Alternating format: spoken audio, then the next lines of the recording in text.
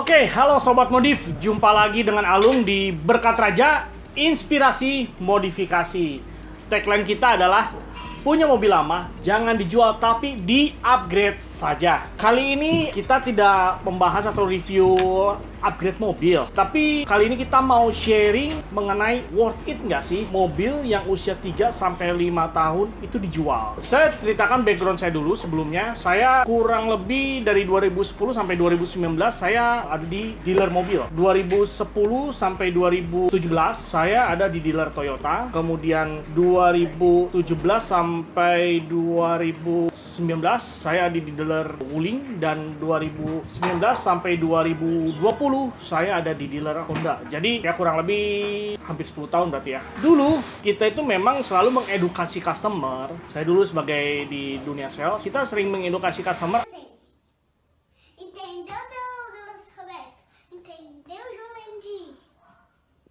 Agar mereka itu mobil usia 3-5 tahun itu diganti. Kenapa? Ya supaya beli mobil baru tentunya. Kalau misalkan nggak diganti, mobil baru nggak laku-laku dong. Pakainya mobil lama terus. Nah, padahal worth it nggak sih sebenarnya mobil usia 3-5 tahun diganti? Menurut saya enggak. Kenapa? Karena mobil mau usia 10 tahun, mau lebih, bahkan kan banyak sekarang mobil-mobil tua tuh yang sekarang lagi hits, ya kan, lagi naik daun.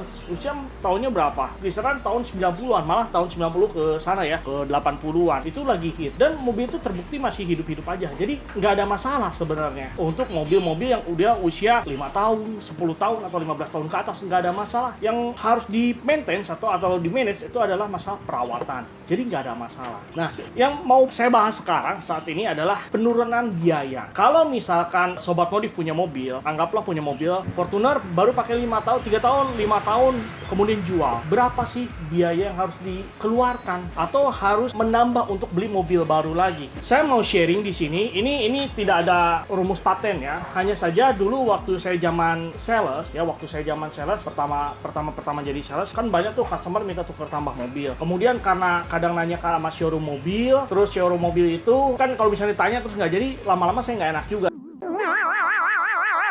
Terus saya coba hitung-hitung sendiri, kemudian ketemulah angkanya itu yang memang mirip-mirip dengan kalau misalkan showroom terima. Jadi yang saya mau bahas sekarang adalah kalau misalkan Sobat Modif punya mobil terus dijual lagi, harus beli lagi, dan turunnya angkanya berapa sih? Harus nambahnya berapa? Kan banyak. Jadi sayang. Kita bahas sebentar ya. Saya sharing di sini, kita hitung-hitungan. Hitung-hitungannya begini. Anggaplah Fortuner. Saya kemarin tanya teman saya mengenai Fortuner VRZ. Fortuner VRZ tuh price list di bulan Desember itu adalah 539.100 ya, dan katanya mulai Januari ini naiknya cukup tinggi ya, jadi 570. Tapi kita akan bahas di yang bulan lalu. Nah, yang di bulan lalu ada price listnya 539.100. Bagaimana sih cara hitungnya untuk menghitung kalau misalkan mau ngejual? Nah, dulu saya buat rumus.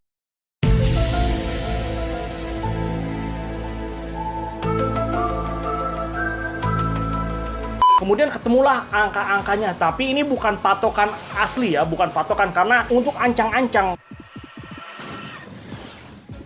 Kalau misalkan menghitung berapa sih kira-kira kalau misalkan showroom terima, atau berapa sih kalau misalkan mau dijual. Sekarang anggap dari 539. Ngitungnya itu adalah selalu diacukan pada diskon tertinggi di bulan berjalan. Jadi ada pemahaman bahwa kalau misalnya di awal tahun diskonnya sedikit, di akhir tahun diskonnya lebih besar. Ya betul juga, tapi nggak melulu. Sebenarnya menjelang akhir tahun, bukan di akhir tahun, yang bukan di bulan 12-nya yang tinggi. Karena biasanya di bulan 12 itu mobil-mobil kan udah mulai pada habis, diskonnya itu mulai diturunin. Sebenarnya yang tinggi-tinggi di bulan berapa? Bulan 10 dan 11. Itu tinggi-tingginya. Cuman karena banyak image menggambarkan bahwa mobil akan ada diskon tertinggi di bulan 12. Sebenarnya kalau menurut saya enggak.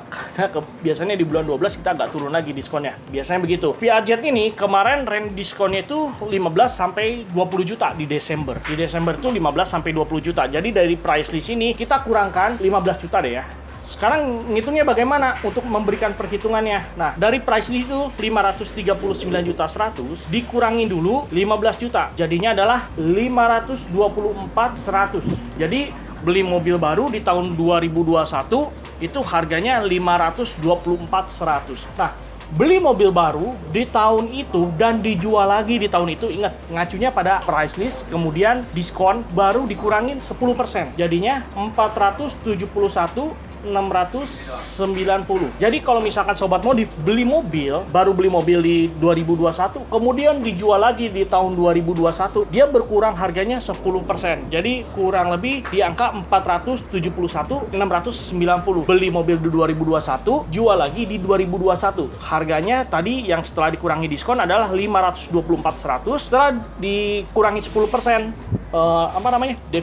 Deviasi ya, penurunan harga tuh. Jadi beli mobil di 2021, dijual di 2021 adalah seharga 471.690. Nah, bagaimana ngitung untuk tahun yang 2020? Gampang.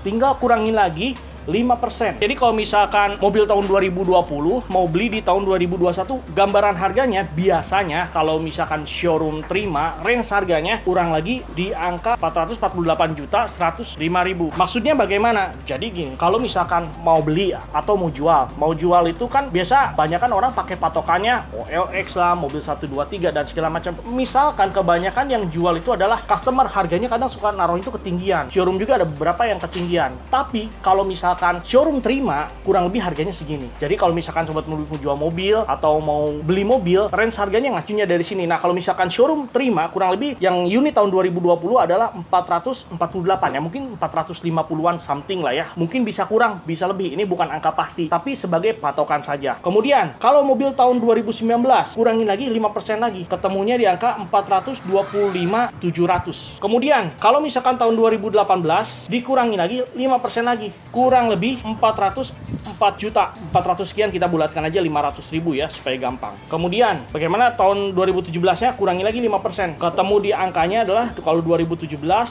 384.200.000 lah ya, anggaplah 384 juta. Dan bagaimana di 2016? Di 2016 kurangi lagi 5%. Nah, di tahun 2016-nya berarti 384 juta, 384 kurang lagi 5%, 364.800. Kita tes ya, benar nggak sih perhitungan saya? Ini ingat kurang lebih ya, kalaupun showroom terima kurang lebih di range-nya segini. Berarti kalau misalkan showroom jual, mereka biasanya lebihin kalau misalnya mobil-mobil Fortuner bisa 5-10 juta ataupun bisa lebih, tergantung kondisi barang. Dan kalau misal pun sobat modif jual mobil, itu tergantung juga dengan kondisi mobilnya ya, apakah ada repair atau bekas kecelakaan dan segala macam, itu tergantung kondisi barang juga. Jadi ini bukan angka fix, ini buat acuan saja, buat gambaran saja. Kita cek ya di OLX VRZ 2016 deh. VRZ 2016 nih, ini ada showroom jual. Harganya bukanya 350.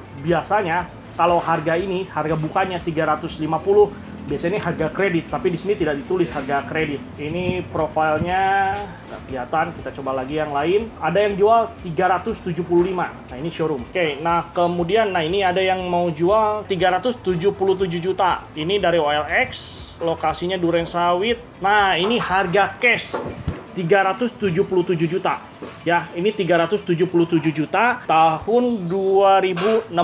Ini diposting 1 Januari. Berarti baru bulan ini unitnya 2016. Nah, kalau misalkan dihitung dengan angka saya, berarti masih gap ada 12 juta. Berarti masih angka wajar. Jadi bisa sebagai gambaran. Kemudian coba kita tes 2017. VRZ 2017. Kalau 2017 tadi saya tulisnya 384.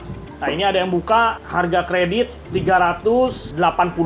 Mirip dengan angka saya, biasanya harga kredit sama harga cash ini kisaran bedanya 20 jutaan biasanya ya. Tapi saya nggak tahu angka cashnya berapa. Kemudian ada juga yang buka 372. Ini juga pasti harga kredit. Harga cashnya 395. Nah, berarti dengan kalau yang hitungan saya 384 dengan 395 berarti gapnya kurang lebih 11 jutaan. Jadi yang tadi saya sampaikan 5-10 juta. Mungkin untuk Fortuner ini mereka ambil untungnya karena kan butuh keluar uang lebih besar, jadi ya mungkin 10 juta sampai 15 juta wajar lah, ya kan? Nggak nyampe 10% juga, 5% kurang kali ya keuntungannya. Oke, jadi itu gambarannya Sobat Modif. Gambarannya kalau misalkan Sobat Modif punya mobil, ya anggaplah VRZ. Kan kalau misalkan 5 tahun, berarti anggaplah kalau misalkan jual showroom terima, gambarannya di angka 2016, di angka 364.800, mungkin 365, something, nggak bisa lebih, bisa kurang dikit ya. Terus mau jual nih, karena udah kemakan usia kan, image-nya 3 sampai 5 tahun mobil harus dijual. Nah, kebetulan udah 5 tahun. Ini 2021, udah masuk 2022, berarti udah mau masuk 6 tahun. Oh, dijual deh, ya kan? Nah, harga OTR sekarang VRjet adalah 570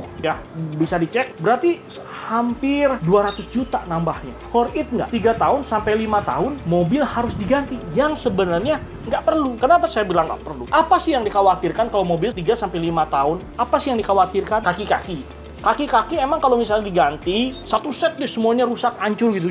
Pakainya parah, emang sampai 200 juta? Enggak kan? 50 juta juga belum tentu gitu. Padahal kalau misalnya dirawat, semua itu dirawat, kaki-kaki wajar. Kaki-kaki ada rusak. Paling apa? Ball joint, tie rod, long tie rod, shock breaker, itu hal yang wajar. Dan itu nggak akan nyampe berapa puluh juta. Jadi perlu nggak diganti? Nggak perlu. Mobil apa lagi yang ini? Misalkan mobil-mobil lainnya sama, kondisinya sama. Jadi menurut saya nggak perlu mobil di angka 3 sampai 5 tahun diganti, kecuali ya dengan alasan tertentu. Coba deh lihat mobil-mobil yang udah lama nih, mobil-mobil tahun di atas tahun 2000 atau 2010 ke sana, itu kan berarti udah 10 tahun lebih tuh. Ini 2022 berarti udah 12 tahun lebih kan, masih aman-aman aja, masih dipakai aman-aman aja. Saya pakai Honda Elysion tahun 2004, aman-aman aja, dipakai jarak jauh, kecepatan saya masih bisa tembus kemarin di atas 150, bahkan tembus 180, aman-aman aja. Selama kita merawat gak ada masalah. Nah, tadi kan contoh hitung-hitungannya udah saya kasih tuh ya, jual terus beli lagi, nambahnya 200 juta.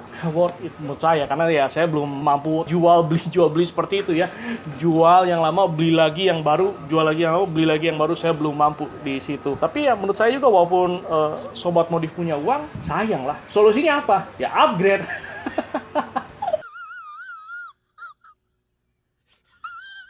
Ya, seperti tagline yang berkata raja, punya mobil lama, ngapain dijual? Dia upgrade aja. Upgrade adalah salah satu solusi. Kenapa? Karena dengan upgrade, atau misalkan mobil lama dijual, diganti dengan mobil yang tampangnya lebih baru, yang dicari apa sih? Cuman tampang kan? Cuman rupanya aja, cuman modelnya aja. Itu yang kami tawarkan. Itu yang berkat raja tawarkan. Itulah boy. Mobil tampangnya sama nih, ya kan? Interior mirip-mirip, itu bisa dirubah semua. Nggak bakal nyampe misalkan VRjet 2016 dengan 2021. Kalau di-upgrade, itu nggak bakal nyampe sampai 200 juta. Paling berapa puluh mungkin nyampe, tapi ya nggak bakal nyampe 100 juta juga. Masih hemat kan? Jadi masih ada spare budget yang bisa digunakan untuk keperluan lainnya. Mungkin usaha, bisnis, atau mungkin beli mobil satu lagi, ya kan? Buat dipakai istri atau anak atau untuk keperluan lainnya. Jadi seperti itu Sobat Modif. Next time saya akan coba podcast dengan bengkel. Kita tanya pendapat dari bengkel. Bagaimana penilaian mereka mengenai mobil yang 3-5 tahun? Biasanya kerusakan-kerusakan apa aja sih yang dialami atau yang terjadi? Tentu saja saya nggak akan ngobrol dengan Authorize. Karena kalau Authorize kan udah ada ketentuannya kan. 50.000 masuk, 10.000 masuk, 20.000 apa yang diganti, 30.000, 40.000, 80.000, 100.000, itu udah ada ketentuannya apa yang diganti. Nah, tapi kita ngobrol sama bengkel umum, kita tanya pendapat mereka bagaimana sih dengan image yang mobil 3-5 tahun bahwa harus diganti. Nah, juga percaya. Oke, itu aja Sobat Modif. Kalau misalkan ada pertanyaan atau ada yang saya sampaikan miss, boleh dong di komen, kasih masukan juga. Siapa tahu saya salah hitung kan selama ini.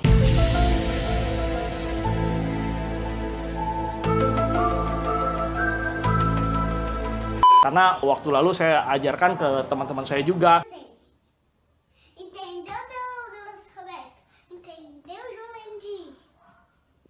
Ya, daripada nanya-nanya dealer, coba deh pakai perhitungan saya ini. Ya, angkanya mirip-mirip, nggak jauh beda. Paling miss ya berapa juta, masih wajar gitu. Kalau ada masukan atau ada pendapat lain, boleh. Silakan tolong komen ya.